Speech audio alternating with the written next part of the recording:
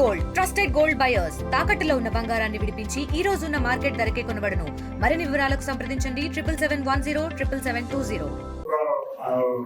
Especially Telangana లాంటి రాష్ట్రానికి అప్పుడు హైదరాబాద్ సంస్థానంలో భారతదేశంలో విలీనం కావడం జరిగింది. సో 1947 లో మనకి ఇండిపెండెన్స్ వస్తే 1948 లో చాలా మంది కూడా సంస్థానాలన్నీ కూడా భారతదేశంలో విలీనం కావడము. సో ఇప్పుడున్న భారతదేశం ఫార్మ్ కావడం అంతా కూడా ఫుల్ ఫ్లెజ్ గా మనకి 1948 లో జరిగింది.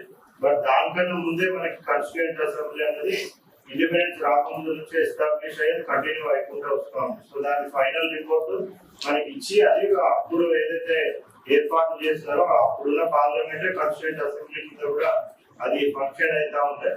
సో వాళ్ళు ఆ కాన్స్టిట్యూషన్ ని అడాప్ట్ చేసుకోవడం 26 నవంబర్ 1949 లో వాళ్ళు అడాప్ట్ చేసుకోవడం జరిగింది. తర్వాత దాని యొక్క 100% అన్ని ఫీచర్స్ కూడా దాని టోటల్ కూడా ఇంప్లిమెంటేషన్ అనేది మనకి 26 జనవరి 1950 రోజు మనకి ఇంప్లిమెంటేషన్ ఫుల్ ఫ్లెజ్ జరిగింది. సో దాంట్లో ముందు కొన్ని ఫండమెంటల్ రైట్స్ అటువంటి కొన్ని ఇంపార్టెంట్ ఆర్టికల్స్ మాత్రం 26 నవంబర్ నుంచే స్టార్ట్ అయిపోయినాయి.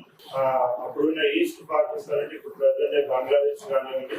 సో ఇవన్నీ కూడా అదే టైంలో ఇండిపెండెన్స్ వాళ్ళకు కూడా వచ్చినాయి. సో వాళ్ళు కూడా కాన్స్టిట్యూషన్స్ రాసుకున్నారు. సో మన కింద ఉన్న శ్రీలంక కానివ్వండి.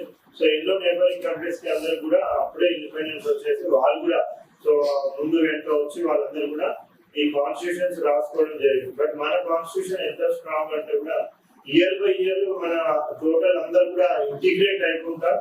సో ఇంకా మనం ఇంకా స్ట్రాంగ్ నేషన్ గా ఎస్టాబ్లిష్ అయ్యి సో ఇప్పుడు ఇంకొక 1 year లో మనము థర్డ్ లార్జెస్ట్ ఎకనామీ కూడా కాబోతాం. ఆల్రెడీ 4th లార్జెస్ట్ ఎకనామీ అయిపోయినాం. $4 billion ఎకనామీ క్రాస్ అయిపోయినాం. ఇంకా కొన్ని రోజులలో మనము ఆల్రెడీ జర్మనీ, జపాన్ ఇవన్నీ కూడా కిందికి వేసిపోయి యుఎస్, చైనా తర్వాత ఇండియా థర్డ్ లార్జెస్ట్ ఎకనామీగా కూడా మనకు కాబోతాం. లేకుంటే కూడా అన్ని కూడా క్లియర్ కట్ మనకి దాంట్లో డిఫైన్ చేయడం జరిగింది. సో ఆ constituent assembly each and every section కి సో వాళ్ళు డిఫరెంట్ కమిటీస్ ఏర్పాటు చేసుకొని ఆ కమిటీస్ రావడం. సో ఇవన్నీ కూడా చాలా చరిత్రాత్మకమైన years.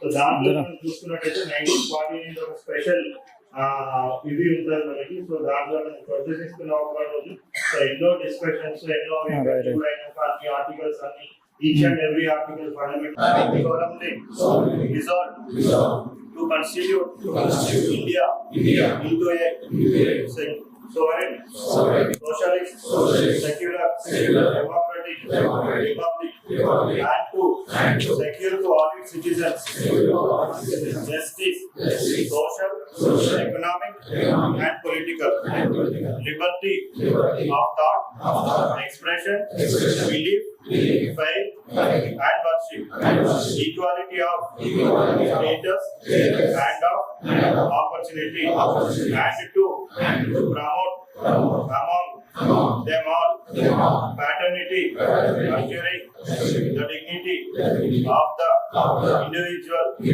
and the unity and integrity of the nation. So ఇది వాళ్ళ చరిత్ర సృష్టించినోడు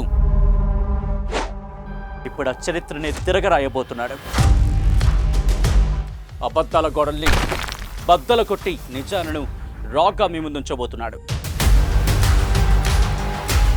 నిజమైన వార్తల కోసం వెంటనే డౌన్లోడ్ చేసుకోండి రా యాప్ని.